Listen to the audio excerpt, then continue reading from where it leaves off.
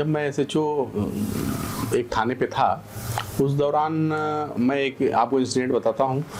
मेरी पोस्टिंग हुई उसके 2 साल पहले एक लड़की के गायब होने की गुमशुदगी लिखी हुई थी।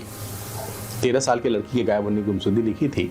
उसकी माँ जब मैं पहुंचा तो वो प्रतिदिन आती थी थाने पे और फरियाद करती थी कि मेरी लड़की का अपहरण हो गया है। तो मैंने सुना, मैं चूंकि नया थाने पे पहुंचा था तो मैंने उससे बात किया। बात करने के दौरान उसने बताया कि मेरी लड़की का अपहरण हुआ है। मैंने रिकॉर्ड देखा, उसकी गुमशुदगी लिखी हुई थी। मैंने पुराने जो लोग जांच किए थे उनसे बात किया। उन लोगों ने सबने बताया कि नहीं, ये थोड़ी पूरे फुल माइंड की नहीं है, थोड़ी पागल सी है, रोज आती है और ऐसे ही बोलती है। इसकी लड़की गायब हो गई है, कहीं चली गई है, इसके मारने पीटने या जैसे भी जो है पारिवारिक समस्याओं से चली गई है। लेकिन वो उस महिला से जब मैं बात किया तो उसकी बातों में मुझे लगा कि वो दर्द है, वो वेदना है और वो निश्चित तौर पे कुछ सही बोल रही है। तो मैं कहा ठीक है, तुम कैसे कह रही हो ये बात कि तुम्हारी लड़की का अपहरण हुआ है, कौन कर सकता है, क्या हुआ है? तो उसने कुछ शंकाएं व्यक्त की।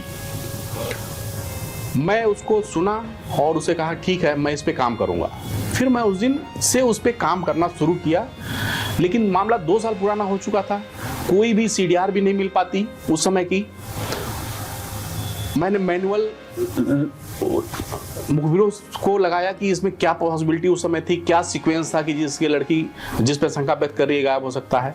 तो वो उस समय का बहुत ही एक पॉलिटिकली रसूख वाली फैमिली थी। एक बड़े होटल के कारोबारी थे जिसके परिवार में एक ऐसा लड़का था जो बदमाश मनोविज्ञान का था, आपराधिक प्रवृत्ति का था। और इन दोनों का एक विवाद हुआ था। एक उनके होटल के सामने उसकी एक छोटी सी जमीन थी जिसको वो लेना चाहते थे, लेकिन ये देने को तैयार नहीं थी। वहाँ अपनी चाय वाय की छोटी सी दुकान चलाती थी, उसी से उसके खर्चे चलते थे। उसी वो विद्वेष में बताती थी कि ये अपहरण जो है लड़के का, मेरी लड़की का कर लिया है। जब मैंने जाँच आगे बढ़ाया तो मुझे बहुत चौंकाने वाली चीज़ें पता चली। मैंने करंट उसके सीडीआर के हिसाब से एनालाइज किया उसके नंबरों को, तो देखा कि ये कुछ पॉकेट्स में जाता है दूसरे शहर में, दूसरे स्टेट में, जो कुछ गलत टाइप के लोग हैं।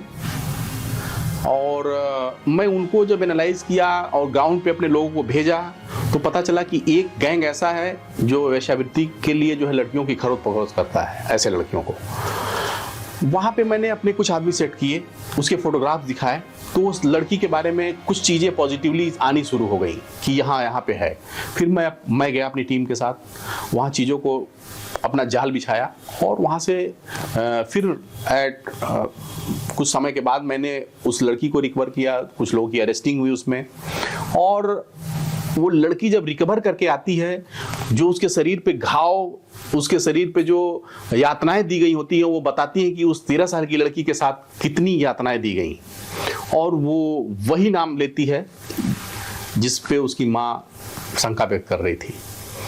उसके बाद ये बात हम अधिकारियों को बताते हैं, उसकी लड़की का मेडिकल होता है, सब कुछ प्रक्रिया अपनाई जाती है। फिर उसके विरुद्ध एक सख्त कार्रवाई अमल में लाई जाती है। निश्चित तौर पे वो आज भी मुझे सबसे ज़्यादा सेटिस्फेक्शन देता है कि उस 13 साल की लड़की जो 2 साल से गायब थी, उसकी उम्र उस समय 15 साल हो गई थी जब मैं रिकवर किया था। एक बहुत ही राजसी के जीवन उस 2 सालों में बिताया। उसको एक जगह बेच दिया गया जिससे वे सभी जैसी चीज़ें कराई जाने लगी थी और फिर उसको रिकवर कर पाए।